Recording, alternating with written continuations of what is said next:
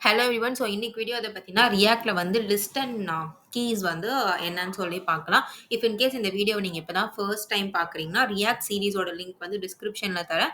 பேஜ போய் ஒரு வாட்டி விசிட் பண்ணுங்க. என்னென்ன வீடியோஸ்லாம் இருக்குன்னு சொல்லி பாருங்க. டுட்டோரியல வந்து ஃபர்ஸ்ட்லருந்து ஃபாலோ பண்ணிக்கோங்க. So come on let's get into the video. So நம்ம லாஸ்ட் வீடியோல என்ன பார்த்திருந்தோம்னா, லிஸ்ட்லேருந்து எப்படி ரெண்டர் பண்ணி பிரிண்ட் பண்ணலாம் அப்படின்னு சொல்லி பார்த்திருந்தோம். அந்த வீடியோட கன்டினியூஷன் தான் வந்து இது. இப்ப அந்த வீடியோல லிஸ்ட் ரெண்டர் பண்ணி, நான் ஜஸ்ட் வந்து இத வந்து பிரிண்ட் பண்ணியிருந்தேன். ஸோ இப்ப இதோட கன்சோல்ல பார்த்தீங்கன்னா, each child in a list should have a unique key prop அப்படின்னு சொல்லியிருக்கு. இப்ப இதோட அர்த்தம் என்ன? அப்படின்னு சொல்லி பார்த்தீங்கன்னா, இதோட எரரோட அர்த்தம் என்னன்னா, நம்மகிட்ட எரர் என்ன சொல்லுதுன்னா, மேப் மெத்தட் யூஸ் பண்ணி நம்ம ரெண்டர் பண்ணியிருக்கோம் இல்லையா? இந்த HTMLs. இதுல வந்து கீன்ற ஒரு ப்ராப் இருக்கணும். அந்த ப்ராப் வந்து யூனிக்கா இருக்கணும் அப்படின்னு சொல்லி தான் அந்த எரர் வந்து நமக்கு சொல்லுது.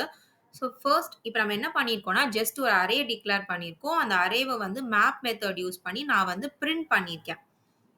அவ்வளதான். ஓகேவா? ஸோ இப்ப இந்த H2ல வந்து என்ன சொல்லுதுன்னா, இங்க வந்து ஒரு கீ இருக்கணும்.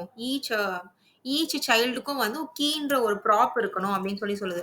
ஃபார் எக்ஸாம்பிள் இப்ப நான் கீ ஈக்குவல் டூ யூனிக்ன்னு சொல்லி ஏதாச்சும் ஒண்ணு பாஸ் பண்ணேன்னு வச்சுக்கோங்களேன். இப்ப சேவ் பண்ணா இந்த எரர் போயிடுமா அப்படின்னு சொல்லி பார்க்கலாம். செக் பண்ணி பார்க்கலாம். இப்ப பாருங்க.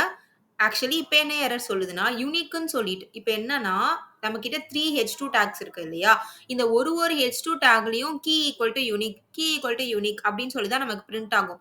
கீன்ற ஒரு ப்ராப் வந்து எப்பவுமே யூனிக்கா தான் இருக்கணும். நம்ம வந்து சேமா ஒரே வேல்யூ வந்து எல்லாத்துக்கும் குடுக்கறதுனால தான் அந்த மாதிரி எரர் வருது. இப்ப நம்மகிட்ட யூனிக்கா என்ன வேல்யூ இருக்கு? ஐடி இருக்கு. ஸோ ஐடி யூனிக்கா இருக்குன்றது நமக்கு தெரியும். அப்ப நம்ம என்ன பண்ணலாம்னா, இந்த கீன்ற ப்ராப்ல வந்து ம். பெர்சன் டாட் ஐடி அப்படின்னு சொல்லி குடுக்கலாம். அப்ப என்ன ஆகும்னா, கீழ வந்து 1, 2, 3 சொல்லி யூனிக்கா தான் பாஸ் ஆகும். இப்ப இந்த எரர் போதா அப்படின்னு சொல்லி பார்க்கலாம்.